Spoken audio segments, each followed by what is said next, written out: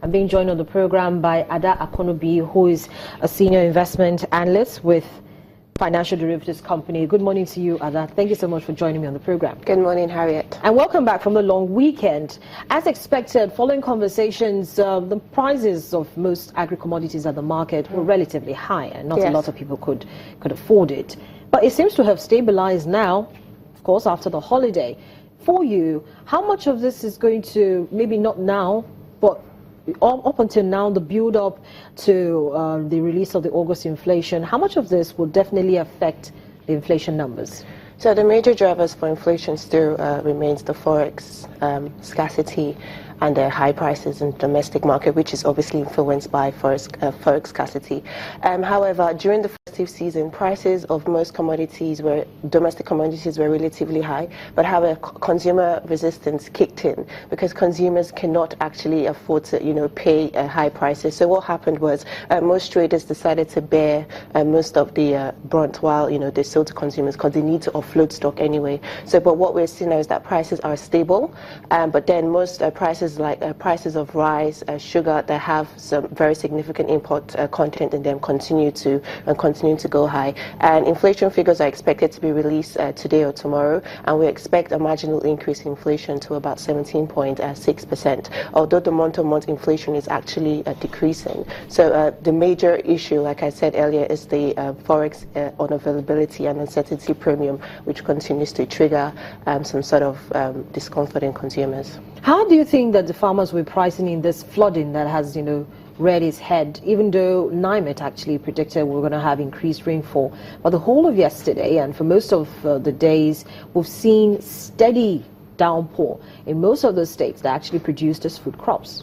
Well, for example, this will definitely affect September's inflation because we predicted the harvest season is going to somewhat taper down the amount of food shortage that we have now. But however, the unrelenting rainfalls is affecting logistics and is affecting the quality of crops and is actually, making most farmers harvest premature crops. So that would definitely affect, the amount of food produced in September, which will somewhat trigger inflation rates. But states like Anambra, Ogun, Kogi, Jos, those are, major states that produce food crops, and there have been heavy downpours, which is affecting food produce. Okay, so that's for the ones, we take from the farm to our tables. Yes. What about the ones you go to the shops to buy? Your regular semivita, for instance, corn flour, and the rest of it. Has there really been any change in the prices of those items? Well, a market survey I actually conducted myself. Okay. Most of the traders are saying the same thing. They can't access forex,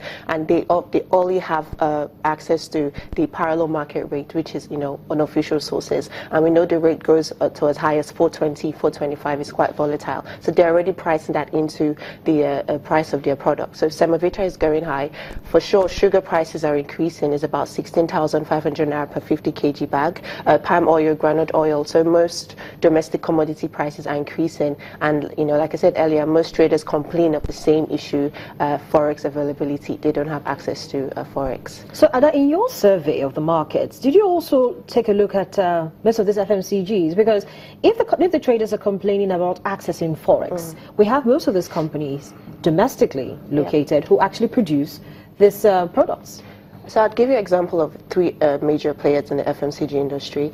Guinness is actually looking to increase exports to South Africa to somewhat, reduce the pressure on which, because they need to somewhat get forex anyway. So if they increase exports to neighboring countries, they, get the dollar that they need. That will improve dollar liquidity. But then flour mills, on the other hand, reported profits in its revenue because they have increased the amount at which they source for domestic commodities locally, so that's somewhat reducing the pressure on which they have to put in importing products. So it depends. So what most companies are doing now is they're trying to look inwards or trying to form some sort of partnership between farmers so they can encourage them to produce the materials they need locally to reduce the pressure on which they import this commodity. So going forward, I expect most FMCG companies to go back to the drawing board and try and source for their materials locally. But then there are some, we still depend on a lot of commodities anyway, like wheat, sorghum, barley and corn. We still need to import them.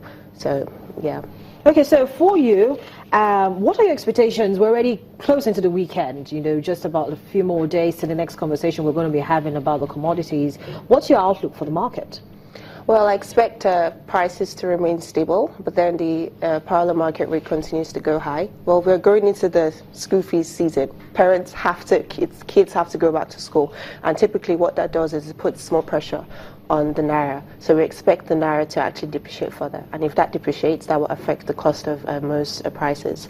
But then consumer resistance, like I said, is actually kicking in heavily. But you see, consumer resistance is kicking in, but nothing really seems to be getting done or looking any different. So what they do now, they're switching to cheaper substitutes, or they're actually reducing the quantity at which they purchased. So if they bought 50 kg bag of rice, what they do now is they buy 25 kg bag of rice. So they, if you'd go shopping every month, you'd go shopping if you'd go shopping every month, buy in bulk quantities. What they do now is they actually reduce the amount at which they buy and manage what they have, because like we always say, disposable income isn't increasing, but food items are actually increasing. It's gone up by about 60-70%. So, consumers are now finding ways to somewhat, go through this economic downturn wisely.